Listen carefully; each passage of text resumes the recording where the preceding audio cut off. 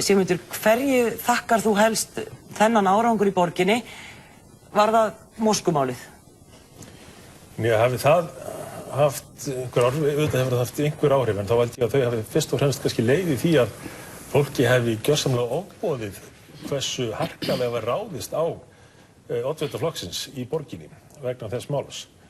Það að segja að athugasemdir hennar skuli ekki hafa vakið umræðu eða rökræðu, heldur bara beinlínis oft á tíðum ofstopafullar árásir.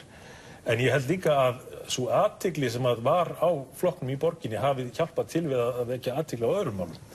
Og flugvallarmálið til dæmis hafi reynst stærra mál heldur man kannski gerðu ráð fyrir þegar menn allt í einu horfðu fram á það að það verða til meiri hluti sem að myndi bara láta flugvöllinn fara.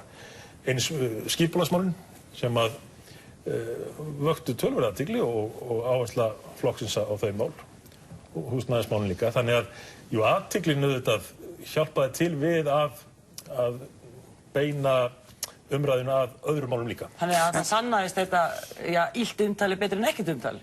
Já, það náttúrulega erfitt í pólitík ef að menn ná ekki að láta rödd sína heyrast, ef að það bara litið framhjá þeim. En það verður að halda því til haga, Sigmundur Davíð, sem þú nefndir á 50 á uppstillingardag og gerir náttúrulega og talar árásir og ofstopafullar árásir. Það komu líka innan úr flokknum.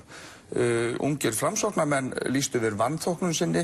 Maðurinn sem var í 5. sæti á listanum og bað að verða fjarlægður var með mjög krassandi samlíkingar í gær á sinni fésbókarsíðu. Gunnar Bragi og Sigrún Magnúsdóttir sögðust ekki taka undir málflutning, þannig að þetta var líka gagnrýni innan úr flokknum. Það var gagnrýni innan úr flokknum, en það voru skiptar skoðanir þessari athugasemdir, en það voru ekki ofstopafullar árásir. Það var gagnrýni vegna þess að það voru ekki allir sammála um þetta.